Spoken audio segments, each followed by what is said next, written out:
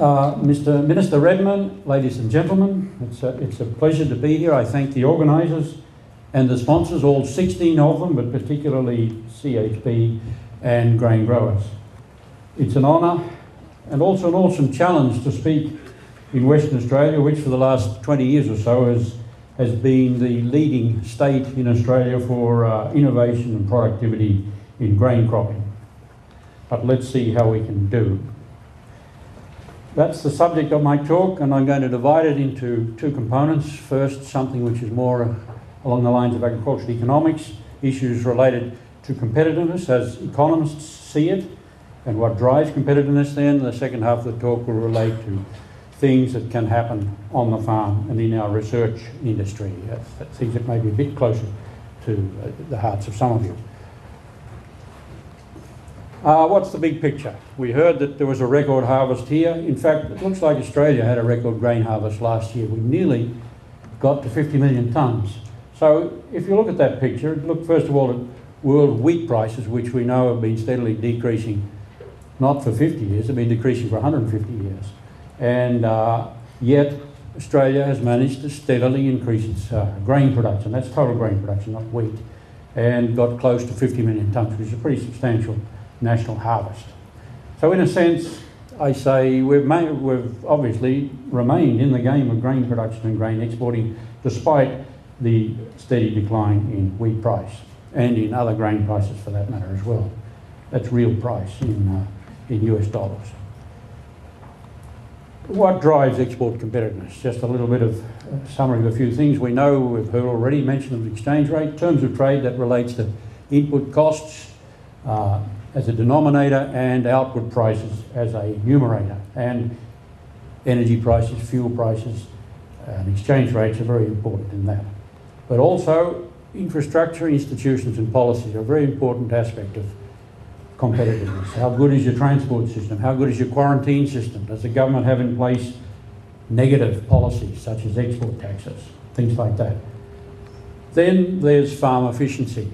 Productivity at the farm. That can be yield per millimetre, or multiple or total factor productivity, which we'll say a bit more about this morning, because that's where research in particular impinges. And I'd like to add a fourth factor, which I see as the global shifts in cropping.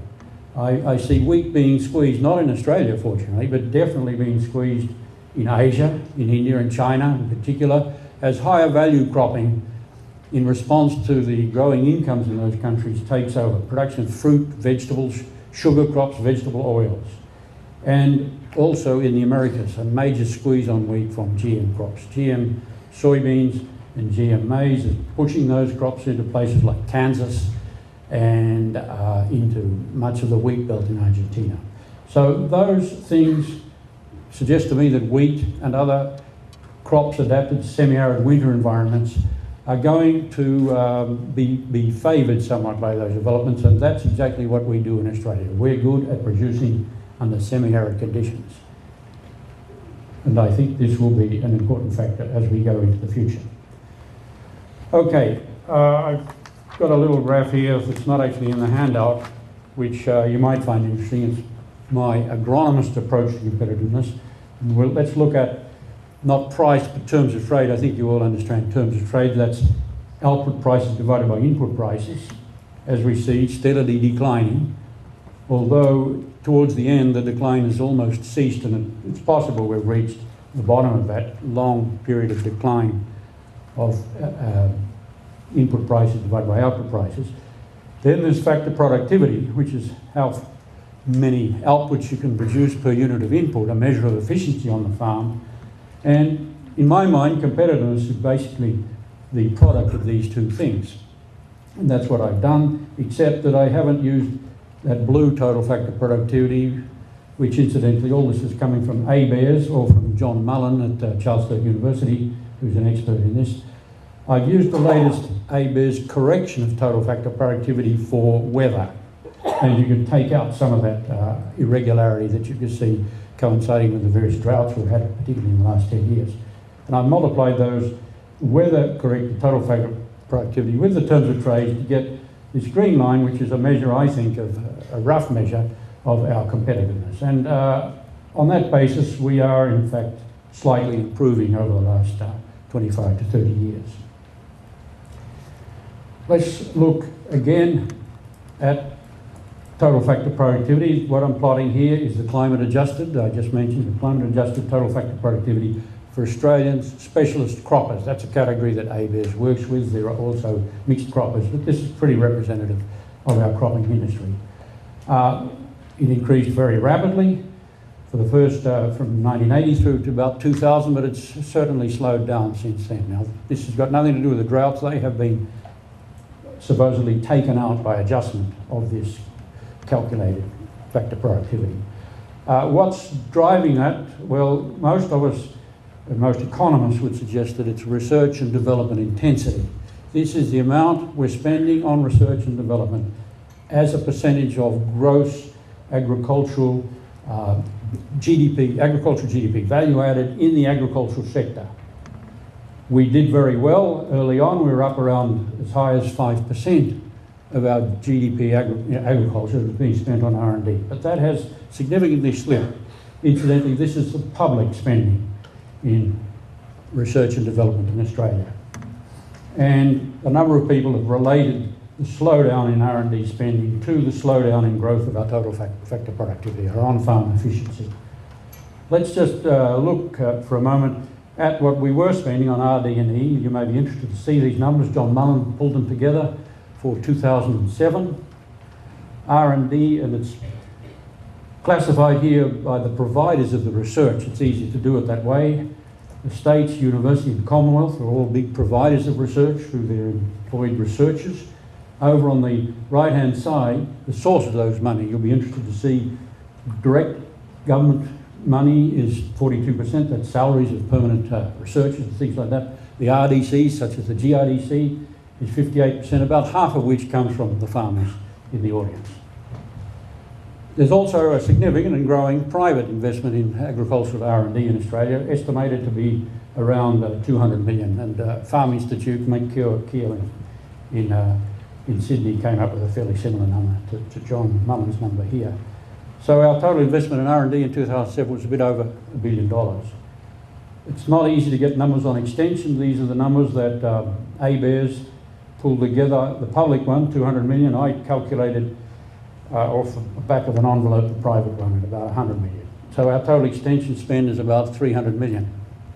And RD&E altogether, 1.3 billion.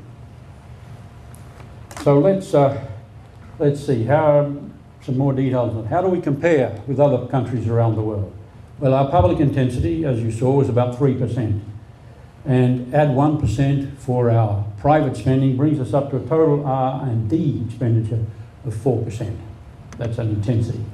The OECD average is 2.4 on public, less than us, but higher on the private side, so in total they're up at 5%, a little bit ahead of us, whereas 10 years ago, 15 years ago, we were in the top. We're down in the middle or bottom half of the OECD spending on agricultural research and development.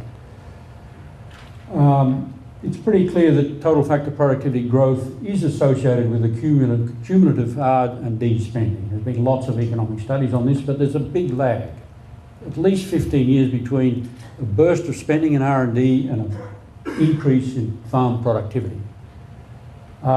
There's also an association between farm productivity and expenditure in extension, but as you might expect, a much shorter lag. But ABARES has got some recent publications pinning this down, but there's a book written by a couple of Australian economists, Phil Pardey and Julian Alston, just out looking at this relationship right around the world, and it's a pretty strong relationship. It can also be derived if you look at particular research projects and may take account of when the money was spent and when the product eventually reached the farmer and what was the benefit relative to the cost. A good ratio, but always a lag that you have to consider. Now, total factor productivity, which is efficiency on the farm, and its change with time can be decomposed into other things. First of all, new technology is the frontier. Where are the best farmers? That's what's measuring new technology from year to year, where the best farmers stand. Perhaps those very farmers that we heard from the Minister, the top 20%. Then it's of concern, where are the average farmers? And what is the difference between the average farmers and the best farmers? We loosely call that the gap.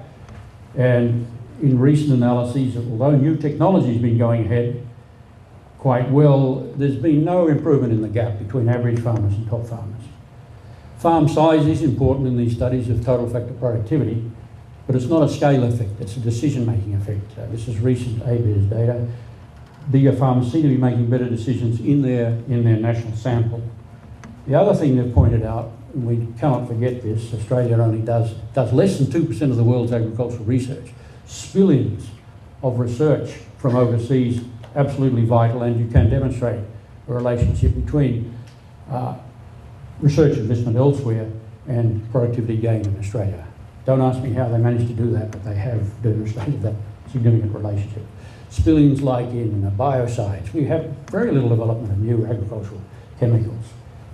Seeds from some of the public sector CGIR centres, or the private sector, such as the alliance between canola breeders, Western Australia, and the German company, whose name I can't pronounce. What I'd like to finish up on, though, and this is to point out that I see the boundaries in Australia between RD&E becoming blurred. But I don't think that's a bad thing. I think it's actually a good thing. I think it means that there's a lot better. There's not a one-way communication now from R to D to E to farmer. It's circular and information is flowing backwards and forwards, and it's a great sign. My only plea is, and that is that we monitor what's going on and that we don't sacrifice scientific rigour, even if it's applied agricultural research through consulting firms in farmers' fields. There's scope to do that properly and to get useful scientific knowledge out of that. Passing now to what's happening on the farm. I've been looking at Western Australia for the last couple of years as I've been trying to write a book on what's happening to crop yield around the world, and I've chosen Western Australia as an example. This is my latest information on Western Australia. The green line this is wheat, and its grain yield on the farm is the green line. Last year was a record, 2.3 tonnes.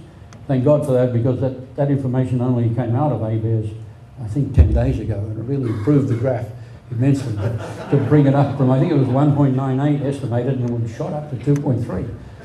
So we have a healthy slope, despite the droughts over the last 10 years. And if you correct for moisture, you can build that slope. But the slope is a measure of technology, and it's a little bit better. It's more like 22 kilograms per hectare per year. How did I get the blue points? That's an attempt to measure the potential of the varieties that are being released to farmers. And that's from NVT data over the 2000-2007 period.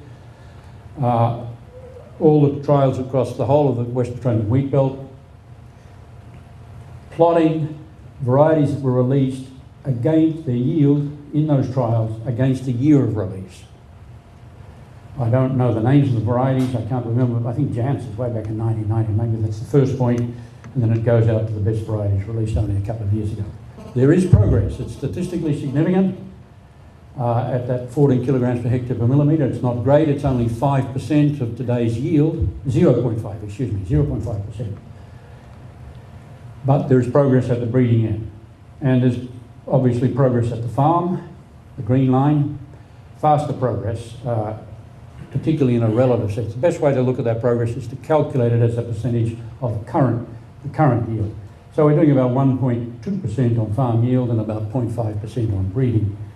There's still a gap, and we heard about the gap earlier from the Minister, and that's of some interest. The gap is 45%, I calculate, about 0.8 of a tonne. That's 45% of the farm yield. I think that's a sensible way of thinking of gaps, relative to the farm yield, not relative to the potential. How do we compare? I've been doing this for wherever I can get the data from around the world. This is a summary of my book, which will come out one day, hopefully, from my book, of major wheat growing regions. I'm sure some of you are familiar with some of these places. What I've got here are the regions, the rates of change of farm yield as a percentage of today's farm yield, of potential yield as a percentage of today's potential yield, calculated just the way I explained for the Western Australian data. And then I show what the projected farm yield is for today the projected potential yield, and the gap calculated as a percentage of the farm yield. And what's been happening with the gap over the last 20 to 30 years. Some of you might have been to the Yaqui Valley in Mexico. That's where CIMMYT, the major wheat improvement centre, has its operations. They're not doing very well on potential yield, 0.3, nor on farm yield. And yet there's still quite a gap. It's irrigated wheat, of course, with 6 tonnes and 9 tonnes. But of interest to Western Australia, down number 4 is Western Australia, or system 4, is Saskatchewan, red wheat, first line of Saskatchewan, and then durum wheat, North Dakota, and right down at the bottom, Kansas. They're all rain-fed situations. The take-home message, though, is that on farm yield, we're probably doing a little bit better than the global average, but on breeding, we're about in line with the average. The PY column, the global average is 0.53, Western Australia is 0.5. Our gap is a bit on the low, a bit below the average of all of those situations. But with respect to competitors like Saskatchewan and North Dakota and Kansas, we're ranking pretty similar to them on those criteria. And yield gaps, with a few exceptions, Western Australia is one of the exceptions where the gap is clearly closing. In most places, those gaps are awfully steady. Some more comments on breeding in Australia, wheat breeding in particular. So the rate of yield progress is 0.5%, and that's confirmed by lots of other studies over the last 20, 30 years. There was a bit of a jump up when the semi-dwarf wheats came, but now we've dropped back again, it seems, to this rate of progress. But remember, breeders are doing lots of other things. They're not just increasing it. Hopefully they're improving durability to diseases. I can't give you an answer on that, whether we've made progress. I think we might have made a bit of progress. I think we have made progress in the area of quality. And wheat breeders probably invest more than half their resources in those two things.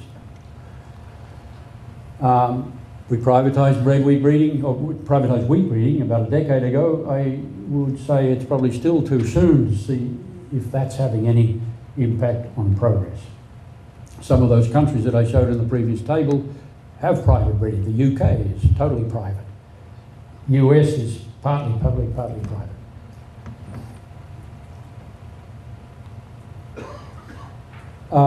Privatising wheat breeding, I think, had a good knock-on effect in that it released more of the public funds for pre-breeding, and I would argue that Australia is doing very well investing sensibly and substantially in pre-breeding. We shouldn't be complacent, though, because there hasn't been too many impacts of this in the farmers' fields yet, and we need to keep a close eye on delivering impacts from the pre-breeding. Things like the managed environment facility that you have at Merredin, I think is a great development, and the facility out there for testing GM materials is a wonderful development, and I congratulate the government on that. I think NVT is good and it can be made better, and it can be a very useful tool. I would point out that we need to get the molecular biology proponents who have tended to dominate this whole area of pre-breeding research to realise that if they can't measure things and test things in the field, it's a total waste of time. And the sooner we get them out of the field, the better. It's allowed us also, I think, to rationalise breeding of some of our lesser crops, and that's been good. In other words, to have a national approach to the smaller crops, pastures and pulses and things like that. What hasn't happened in this whole upheaval in the breeding area is that our gene banks are still not very well financed, as I understand, although somebody told me, it's all going to happen this year. We're going to sort it out at last, and we'll get a permanent way of looking after our gene banks. Because these gene banks are very important. We can't deal with other people in other parts of the world getting access to their germplasm if we don't manage our own well. One of the reasons for privatising the wheat breeding was to give us access to the latest molecular breeding tools, because there's huge investment overseas in molecular biology and breeding. The US private breeding sector in corn, soybeans and canola probably spends 10 times what we spend in our top 3 crops. And how do we get access to this? There's huge effort on genome sequencing and field testing underway in some of the private companies like Pioneer and Monsanto. GM is, of course, a major component of this. GM for herbicide and insect resistance, but not necessarily GM for yield per se, although they talk about it, but it hasn't happened. This is a changing scenario. I think the CG centres like CIMMIT, ICRISAT, ICARDA are probably fading in importance for Australia, except maybe in the area of wheat, because the private sector is becoming stronger in breeding right around the world. Do we have access to this technology in the private sector? Not clear, maybe. I think the only way we thought that privatising our wheat breeding would help our access, and it has. Most of our companies now forged agreements with the big players in breeding in the world. I would argue also that keeping up our public research in pre-breeding may buy us access if we're recognised as being a source of the latest knowledge on various aspects of crops, in particular wheat. And I used the example in my paper of what's going to happen if somebody in the molecular area comes up with durable rust resistance, a solution to rust. That's going to be extremely valuable, and it's going to cost us a substantial licence fee to get access to that, unless we ourselves can be involved in that discovery. I don't want to finish without saying a few things about agronomy, because agronomy has been hugely important in West Australia. That's why your farm progress has moved much faster than your breeding progress. You all know about the innovations that have taken place over here. I don't have to list them. I listed them in my paper. Some of them are interacting with varieties, variety developments. Actually, the last point there is a little bit out of place. It's something that's in the pipeline, and I'll refer to it again, and that is the interaction between early vigour, improved early vigour, which the breeding companies are picking up from CSIRO's many years' work on that, and how that's going to improve integrated weed management for farmers. A good example of breeding by agronomy interaction.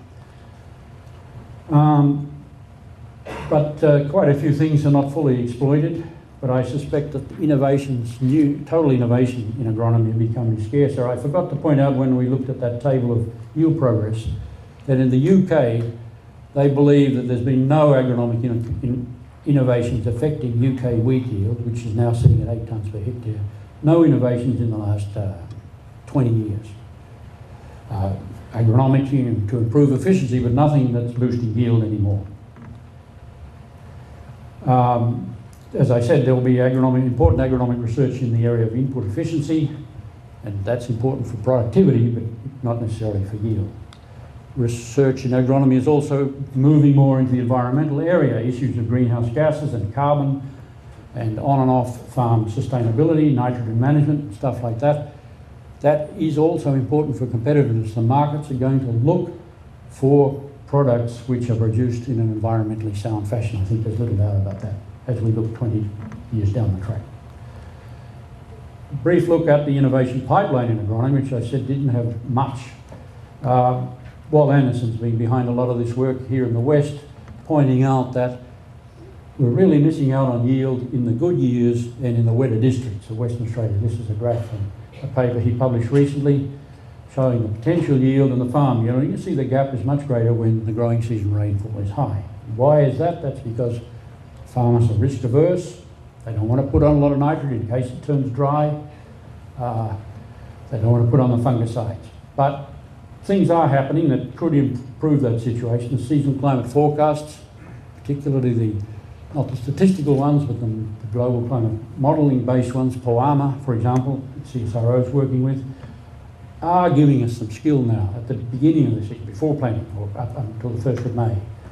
And insurance is another way. I just heard mention of insurance this morning. Insurance is a sensible way for a society to take care of some of this risk that's in agriculture, risk from dry finishes. We hear a lot from GRDC about microbiological, soil microbiological manipulations. We also hear a lot from the private sector about that, much of which is not very well substantiated. And I just put a maybe there. I don't think there's too much magic going on in the soil that's going to give us much of a boost. Although it would be nice to understand really what are all of the benefits of crop rotation, because that's still a bit of a mystery for agricultural researchers. It's not just nitrogen, it's not just disease control. There are other things happening that we still don't understand. Earlier flowering, if we could get better frost resistance, would, I think, be a huge boost throughout the Australian wheat belt. But the research is struggling there. There's some promise in barley. This work's largely being done well, some has been done right here in Western Australia, right across Australia. I would say we need to invest more in that. I think it would be a smart way to go there. Barley's suggesting that there is genetic variation in frost resistance at flowering time. There should also be such variation in wheat if we look hard enough. A pet idea of mine is using biodegradable plastic film to spray on interrow in rain-fed areas to reduce evaporation. I'm not sure if anybody's working on that, but the Chinese have several million hectares of cropping with plastic on the ground between the rows of their maize crops and some wheat as well. And they get a huge boost in yield, partly from saving moisture and partly from warming the soil as we're talking in China about a spring planted crop. Final slide, and that is closing the gap between the average farmer and the best farmer, because up until now I guess I've been talking about technologies which will be picked up by the best farmers and control what we call our technological frontier. Our gap, as I pointed out, is not that great, 40 to 50% between farm yield and potential, as we see in our well-managed trials. We've been good, for example, we're very good at picking up new varieties. We were pretty good at picking up minimum zero till. That's been studied in detail by GRDC and the numbers are there. But there's,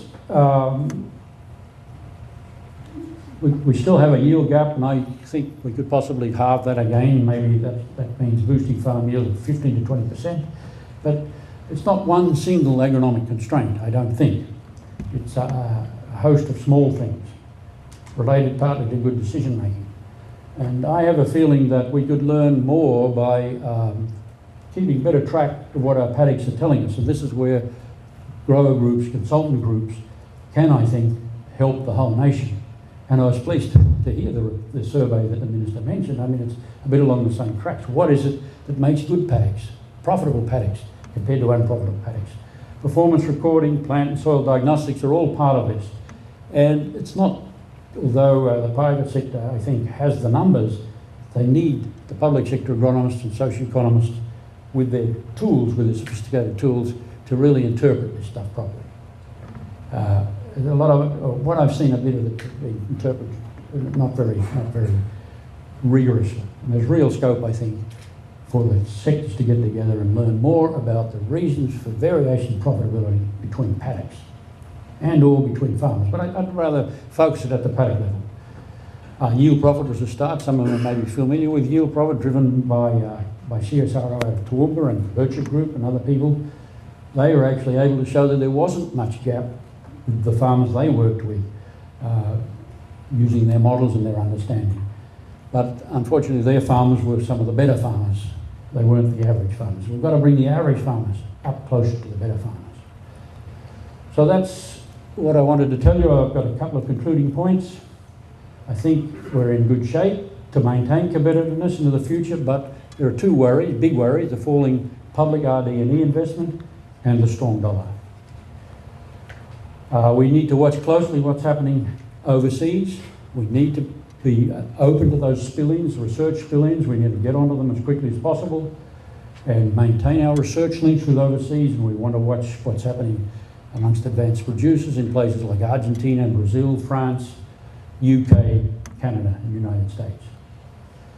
I believe the private sector is starting to play a bigger role in Australia in R&D and especially in E, and we can probably generate more knowledge on yield constraints from this, and this could be to the benefit of all of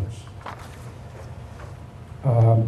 So my concluding comment in a mining state is to remind people of something I saw on the top of the door at El Tejar. Some of you might know El Tejar in Tandil, in southern Argentina. It farms 1 million hectares across Argentina, Paraguay, and Brazil. And their top agronomist, a friend of mine, Pablo Calvino. And you walk in there, he runs the training for the agronomists in this 1 million hectare farming operation, and it says, farming is forever. That's it.